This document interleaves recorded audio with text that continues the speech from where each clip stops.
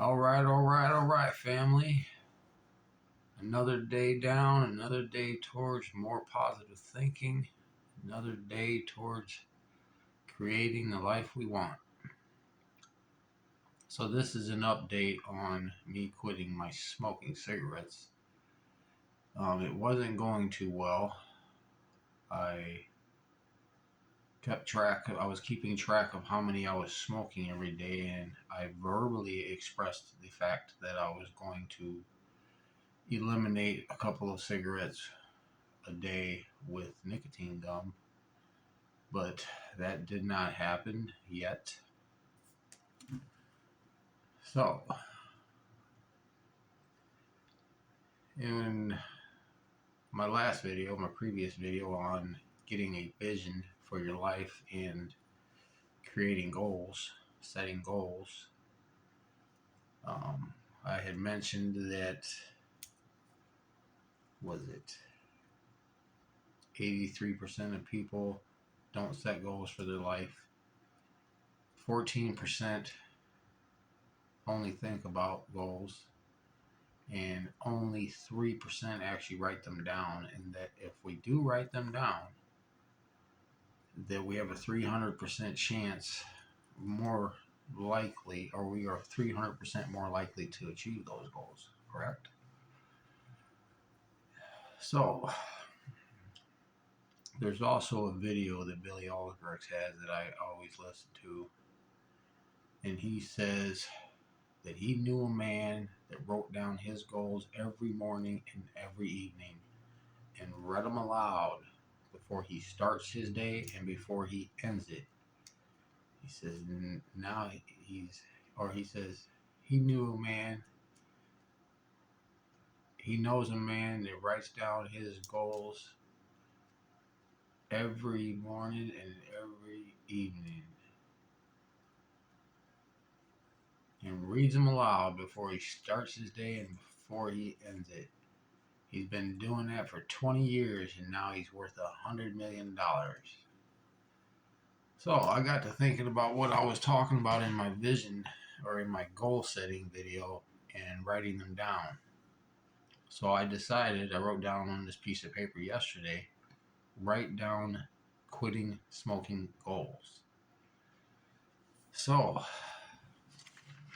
and I tried to do it the SMART way, specific, measurable, attainable,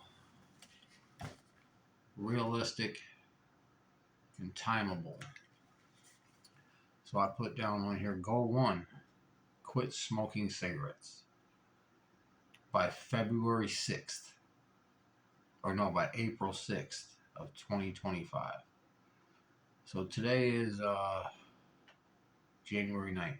Okay, so starting tomorrow, Friday, January 10th, I'm only going to have one cigarette on the way to work, replacing it, like I said, but I'm writing it down this time. One on the way to work instead of two. I'm replacing one with a piece of nicotine gum. And then I also said I was going to replace one of them at lunch that I have two of. Replace one cigarette at lunch with a piece of nicotine gum.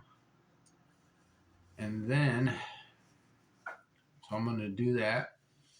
And then starting on January 20th, which is a Monday, I am only going to have 3 cigarettes after work versus 5 or 6. And I'm going to do that through February 9th. I'm going to do that for 3 weeks. Then I'm going to cut down to only 2 cigarettes after work. So I'm eliminating one in the morning, eliminating one at lunch, cutting down to 3 after work for 3 weeks, then cutting down to 2 after work for 2 weeks. And then starting on February 10th through February 23rd, I'm going to cut down to only 1 after work.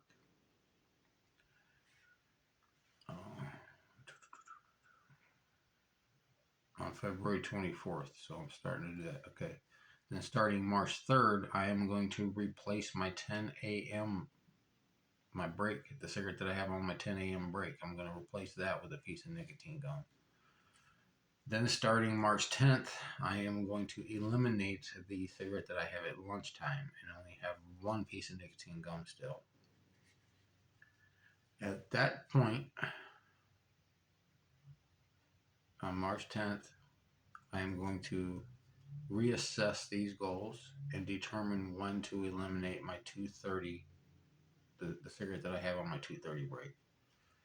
So I wrote them down. I wrote my quitting smoking goals down. I wrote it down. I'm gonna read this every morning and read it every night. And I'm gonna read it aloud. And I'm gonna see how that works. Let's see. It's gonna be a little bit of discipline, but I'm gonna do it. I'm gonna read it aloud while I drink my coffee. And then before I lay down to go to bed, I'm going to read it aloud again. But right now, that's the only goal that I have written down. I still have not adjusted my vision at all. I get pretty preoccupied with what's going on at work. I mean, I'm the team leader. I lead the production team. We've had some customers in the plant checking things out, looking at some projects, watching us test some equipment and stuff. So, yeah, just had some things going on. Yeah, I also had mentioned, or I also, it was getting to my other videos here, was at the point where I had moved down with my sister and was working with her husband and this and that, and I was getting to the part of the story where I meet my first long-term, the woman that I was in my first long-term relationship with, which was a bartender. So before that, so after I got out of the juvenile penitentiary, I'm assuming that's when this was. I vaguely remember walking in this building down here. This is it's got the seal of the great state of Illinois, or the state of Illinois. But this was January 19th of 1996, family. Let me know if you guys remember this, Uncle. Because this is looks like it's right after I got out of the juvenile Department of Corrections. And if that was January 19th of 1996, that's February, March, April, May. It was about a little less than 4 months before I turned 19. So that it coincides with right about, after I had turned 18, and I must have got emancipated and released. But this is basically a certificate for completing an 8-week course in substance abuse. I remember the guy, this one name, the instructor's signature here, Mr. Wallace. I vaguely remember what he looks like, so. But yeah, that was the first certificate, the first substance abuse course that I had taken. I totally forgot about it.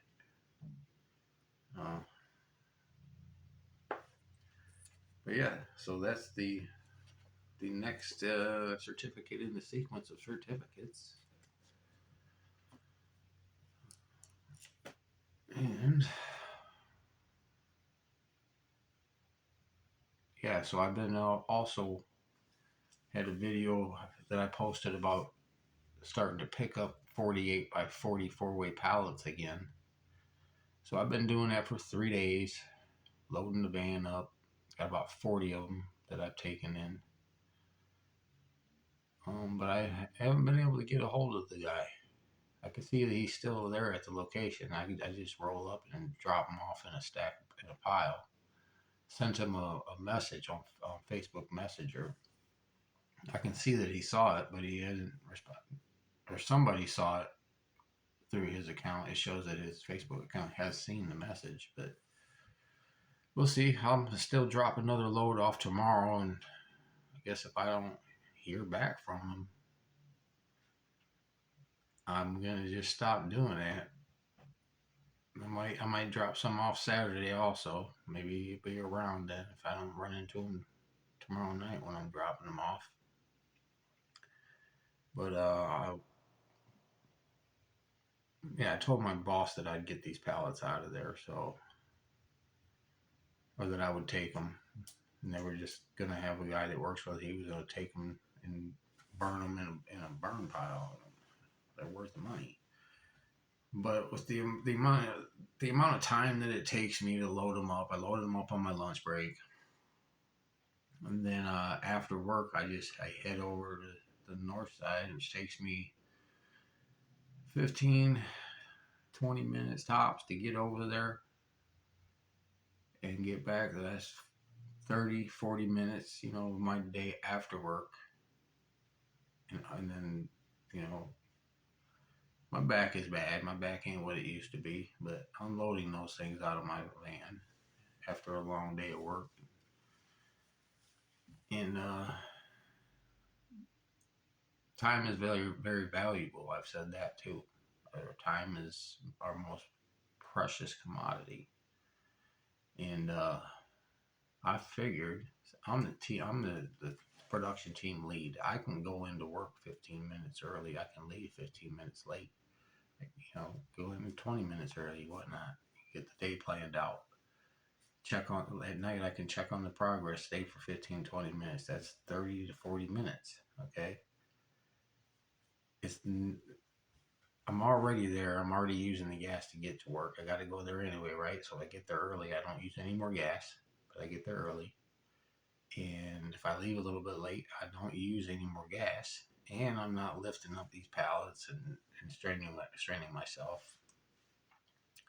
And I could get the same amount of money through my regular job that it's taken me to spend gas to go over there and back, and my labor to load these up and unload them.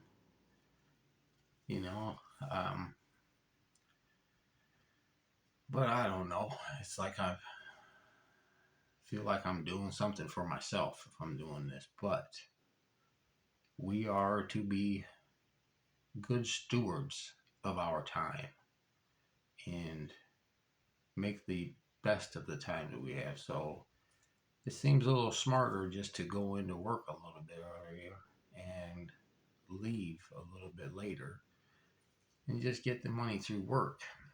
Then you got taxes taken out, get some taxes back when you file taxes. I got to do that yet this year. Maybe that'll be goal number 2. I'm not really working on anything else. I guess goal number 2 is actually making these videos. But yeah, I got to get taxes done. It's pretty easy. I've only got one employer, so not like I'm running my own business and having to do taxes for that. I was doing that quarterly. But it's not like I'm doing that and doing taxes here and had to jump from job to job and have to fill all this in. But actually, TurboTax.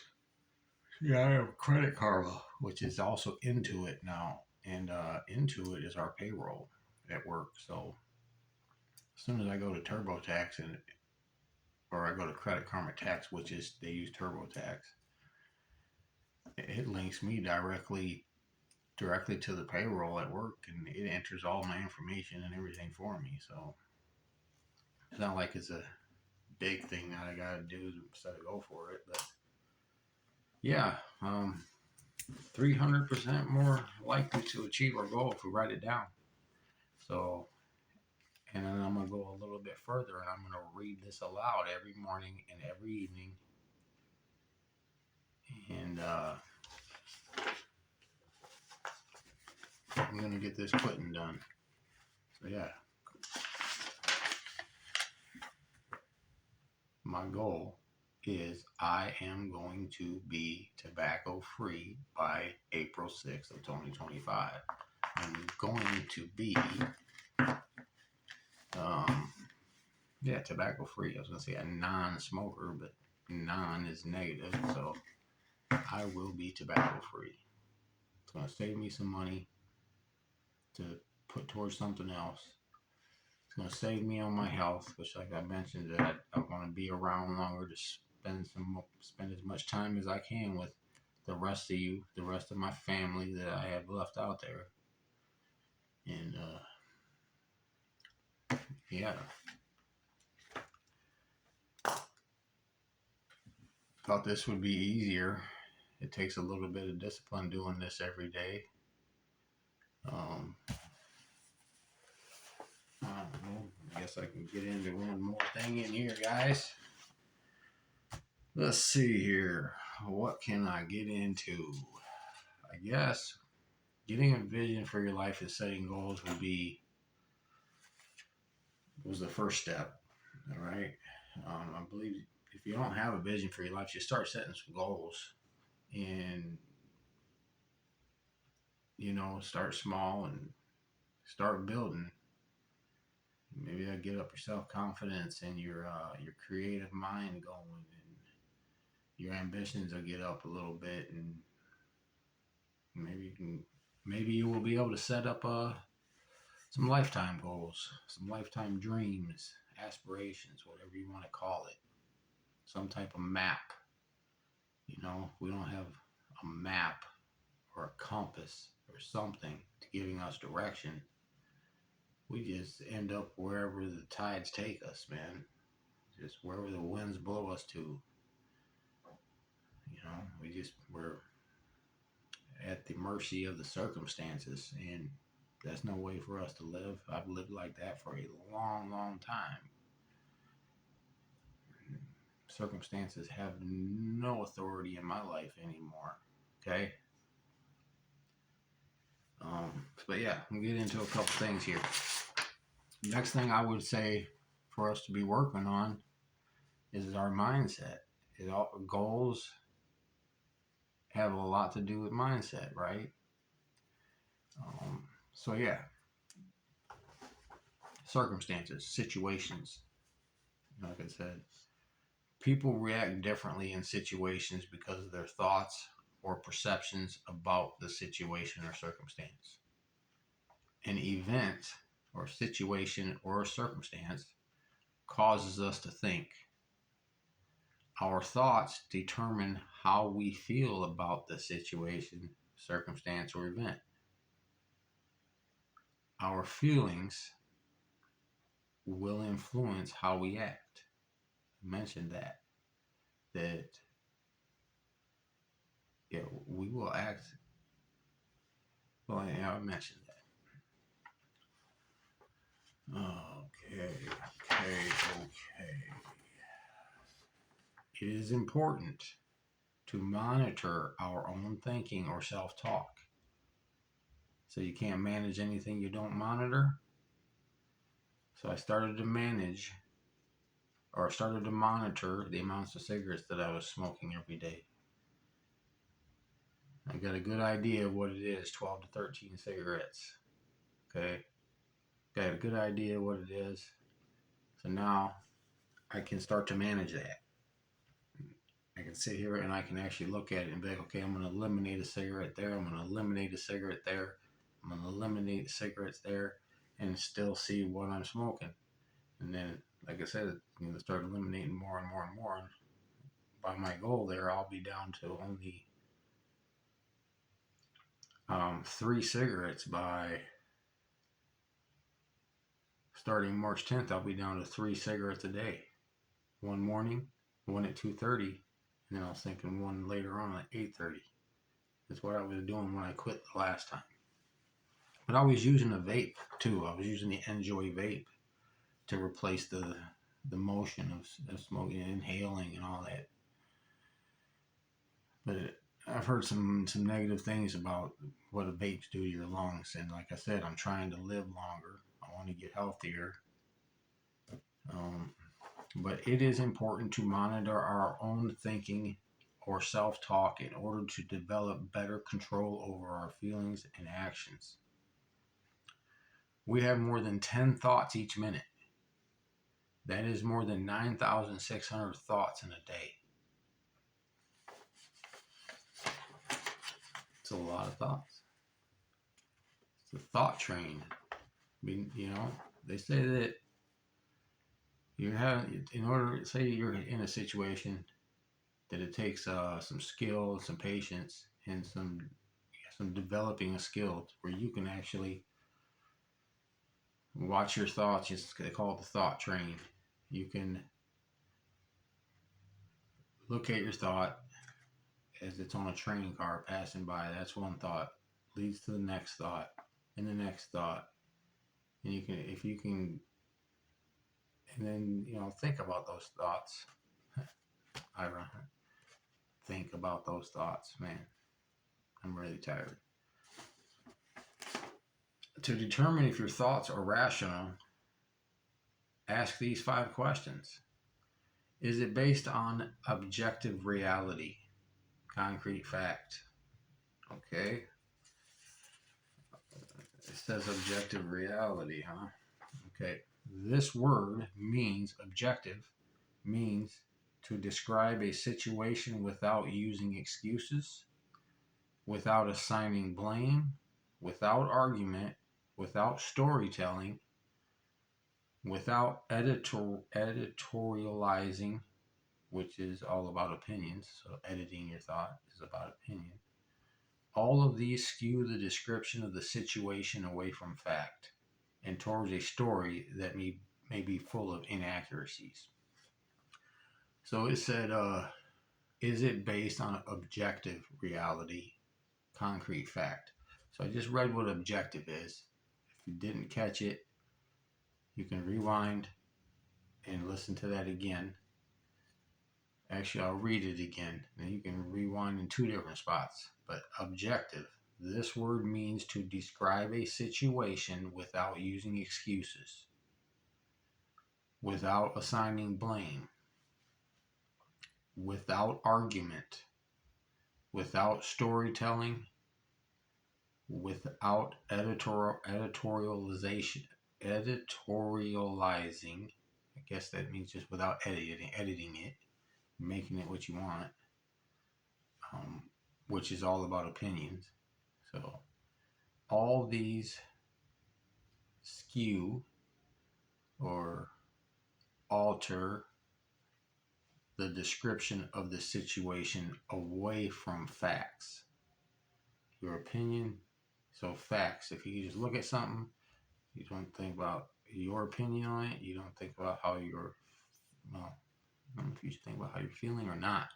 I don't know if you should think about how you're feeling or not. But anyway, all of these skew the description of the situation away from fact and towards a story that may be full of inaccuracies. Now, this said here on this other sheet, concrete fact. It says, is it based on objective reality? I've read the objective twice, what it meant. And in parentheses, it says concrete fact. And then even in the description of objective, it said that all of these skew the description of the situation away from fact. Well, fact is a thing that has actually happened or is really true. So fact is a thing that has actually happened or is really true. Okay, the next question that you can ask yourself, we can ask ourselves to determine if our thoughts are rational or not. Is it helping me to get/achieve what I want? Okay. Is this thought helping me achieve what I want to achieve? Does it help me feel the way I want to feel?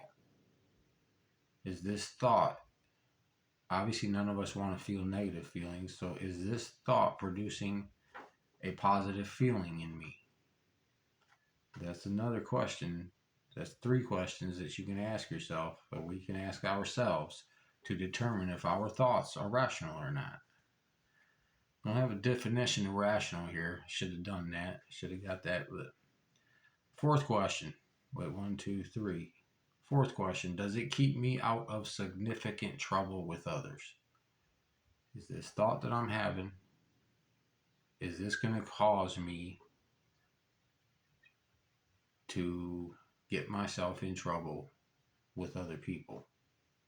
Is it, does it help me? Does it keep me out of significant trouble with others? And if it does keep you out of trouble, you don't see any, it's going to cause any trouble with other people, should be a rational thought. Does it do anything to protect or maintain life and recovery? Life and recovery. Does it do anything to protect or maintain life and recovery? Does this thought, okay. So, yeah, that's 5 questions that we can ask ourselves. Don't really want to repeat those. But it says if you can respond to 3 of these statements with yes answers, then the thought may be considered to be reasonable. If you have less than 3 yes answers, then the thought should be challenged as it is probably irrational and may be contributing to self-defeating feelings and poor decision making.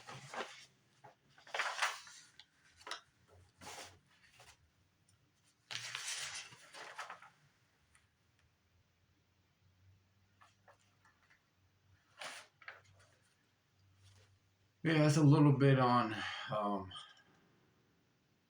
we react differently to situations because of our thoughts and our perceptions. Get a little bit deeper into that. You can always rewind if you heard something that was interesting to you. You can always rewind it and re-listen to it. Watch the whole video over again if you want to. But yeah, family, keep pushing forward. Keep challenging your thoughts. Keep observing your thoughts, questioning them to see exactly how your thoughts are contributing or not contributing to where you want to get to.